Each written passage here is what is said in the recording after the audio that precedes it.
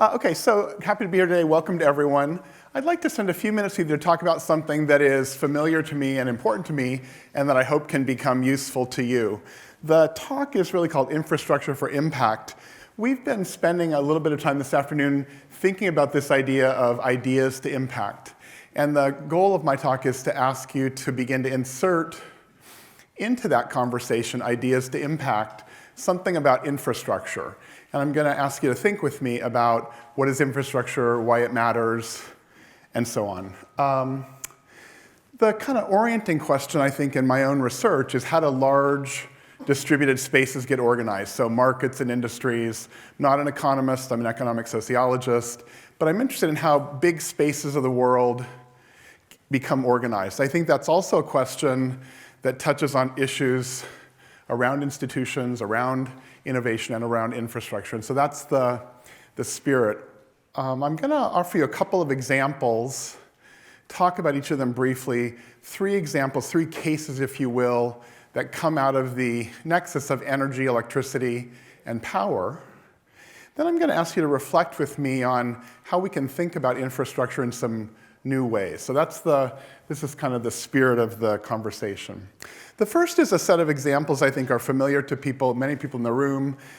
I've done a lot of work with this. A guy named Thomas Hughes, a long time ago, wrote a wonderful book called Networks of Power, which is really an effort to understand how is it that in the late 19th century, 1870s, 1880s, mostly we didn't know what electricity was. Scientists debated the existence of electricity. People were trying to understand, what is electricity? Is it real? Is it a thing? Is it a phenomenon? So over about 100 years, even more than that, lots of debates within the scientific community to understand this phenomenon called electricity. By the 1880s, 1890s, though, that idea of electricity had some stability, some factness, and all of a sudden, a number of people around Europe and in North America began to try to go from that idea to impact, to commercialize it, to create the infrastructure and capacity to turn electricity from being an idea and a contested idea into a product, into something that could be sold, that could light cities and give energy and power to communities. Thomas Hughes' book is a really interesting book for 2 reasons. He says the interesting thing here, first of all, is that electricity and the electricity grids that were built in the 1880s and 19th and early 20th century look really different in France, in Germany, in the UK, and in the US. That is, the form that those grids took, the form of power generation, had remarkable resonance with the political economy, with the political order of those cultures, of those national cultures. So in France, large, singular generating stations. In Germany, relatively distributed, local, small-scale distributing activities. So the argument there, his argument partly is a comparative argument that says electricity, this natural phenomenon, is materialized in ways that reflect national traditions of engineering and local knowledge and local culture. He also says something that has been the basis for work I've done, which is, he said, as important as the idea of invention is, as important as the ideas are, as important as the idea of entrepreneurial activity is, the men and women who actually made electricity commercial were not only entrepreneurs, they were what he called system builders.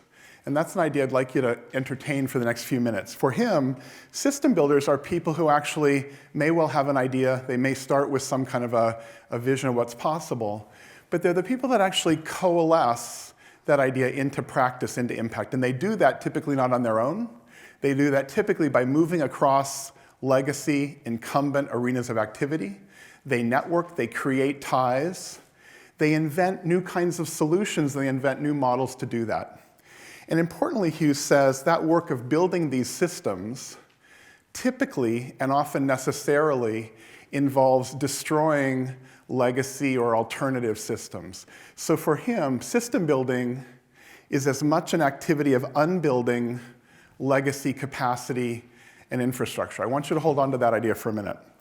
The second, so this is a picture, sorry. This is a picture of Edison, one of the kind of American system builders, and it's just a visual representation of the many worlds that Edison connected to. Legacy industries, media, financiers. So again, remember, the point here is the work of system and the work of creating commercially viable electricity grids was an idea, but also an enormous amount of creative activity to invent new models and solutions, new kinds of funding, new kinds of financing, new coalitions to work across many levels of the state and private interests.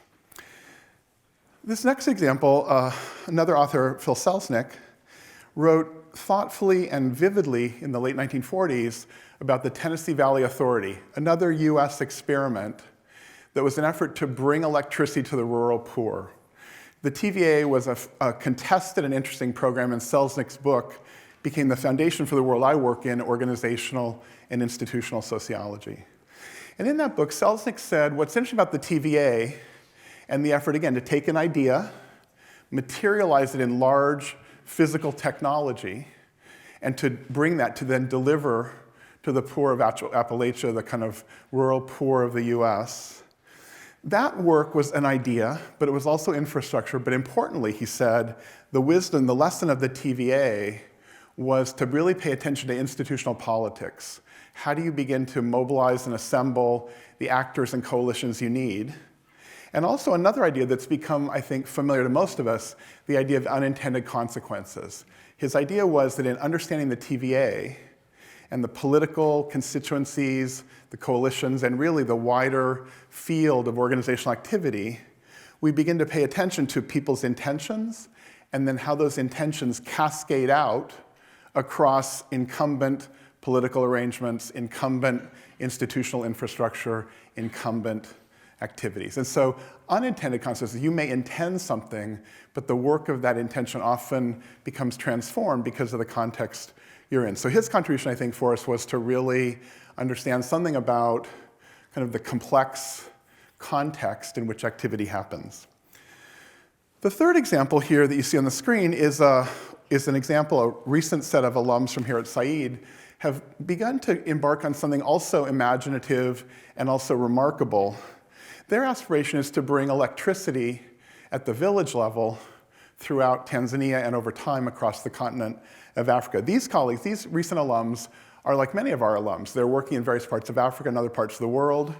They're experimenting, in this case, with energy, as well as with mobile money, as well as with other activities that take advantage of new technologies and really have to build and bring together new coalitions of actors and literally invent new kinds of distribution mechanisms, invent new kinds of sales capacity, invent new partnerships across, in their case, the mobile phone community, the cell towers, the providers of cell tower, and the diesel energy that provides power to the cell towers, and to kind of, in some sense, enlist that energy and resell it locally. So Offgrid Electric, I think, is one of many ventures and initiatives we see that I'm going to ask you to reflect on. In many ways, has some of the same aspiration of the Tennessee Valley Authority 80 years, 60 years ago, 80 years ago, and some of the aspirations of building national grid systems and electricity over 110 and 20 years ago. What's different, of course, is, and this is what I'd like you to reflect on, the effort to build off-grid electricity is not building national grid systems. It's not relying on a powerful aspirational state. It's not relying on trying to create capacity that has a center and actually serves an entire country. Instead, it says the imprinting context today, 2015, is much more local, is distributed, importantly, is off-grid. Many of you in the room know about these kinds of experiments. Many of you know and probably are involved in them.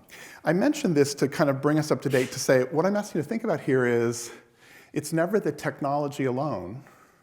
It's actually the set of sensibilities, awareness, imagination that let us work with current technologies and turn them to new purpose. If you think about it for a second, most of the inertia, most of the institutional inertia that we work with, regulatory activity, the organization of large-scale technologies like national grid systems, those reflect legacy arrangements that are 50 years old, 100 years old. So there's a kind of an inertia there that new ideas have to contest with. And this is really at the heart of why I've, over the last couple of years, asked people to sort of think about the idea of system building as a more powerful, richer term that helps us understand more fully and more specifically what is that entrepreneurial activity accomplishes.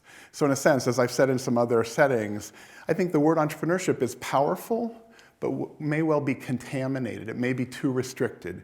It may focus us too much on a few conceits that we all know well today about the nature of entrepreneurial activity.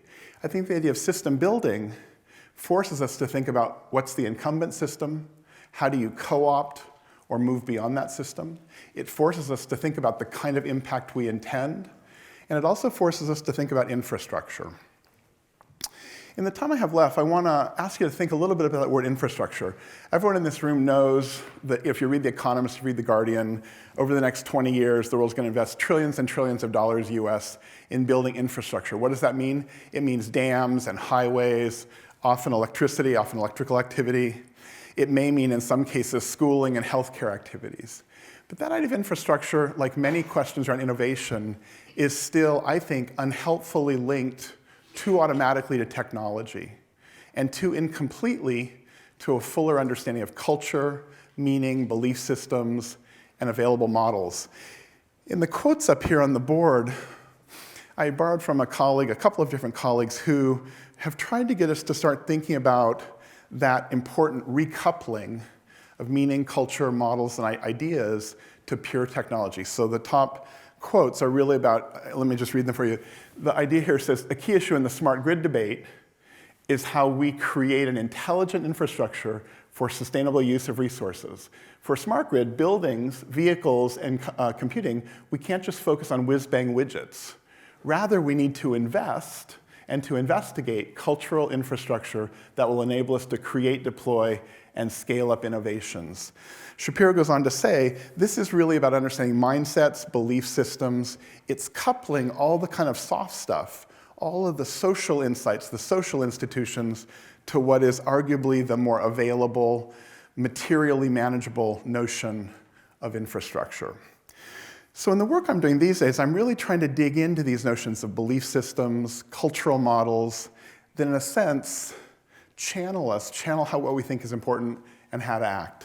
As I said a few minutes ago, if we stay with the imagery, and again, this is something everyone in this room knows, if we stay with the idea that electricity has to be delivered in national grid systems, we've already given up opportunity and possibility for most of the world.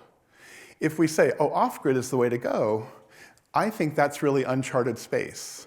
And that takes both adventuresome and courageous people, but it also takes this recognition that technology on its own will never be adequate to that purpose.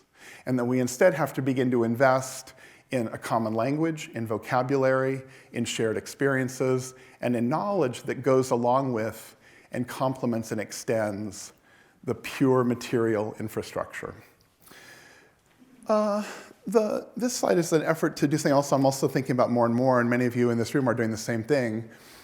We live in a time, a curious time, when words like impact and scale have become literally part of the furniture of our minds. We talk about the word impact and we use the word scale almost without thinking. And again, in the spirit of kind of the idea that words matter, that culture matters, that belief systems matter, I'm asking you to begin to re-examine notions like impact and scale. And this is where I want to bring the talk to some closure. Again, I'll just read the quotes up here. I think they're useful to look at. The first comes from a recent paper by a colleague, Woody Powell at Stanford, where he and colleagues say organizational life today is beset by demands for accountability and for impact. Calls for ways to demonstrate and document effectiveness in language and routines, attempt to explain the larger world what organizations do and how well they do it. And then I go on to say in some other work I've done, in the current climate for impact, the work of infrastructure is too often underspecified, if not actively neglected. In other words, the calls for impact assume we do something, we measure it, and then we know. And that violates one of the most basic insights of innovation, which is that innovations take a wide range of times to come to fruition. Innovations mature at different levels. And so to think about and to try to measure impact in a simple, immediate way may well underspecify what's really going to work and what's important. That's not a call to ignore impact. It's not a call to ignore measurement. Instead, it's to say we need to become much more thoughtful, much more richly attentive to how to conceptualize impact and then how to find metrics there.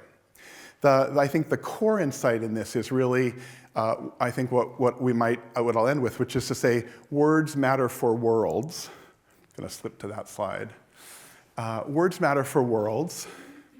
And when we begin to take seriously language, the power of culture, the importance of developing shared vocabularies, we begin to immediately see impact much more feasible, much more likely to happen. So that's my story for today. Thank you very much for taking a few minutes to listen and to really, to really remember the point of, there's the brief.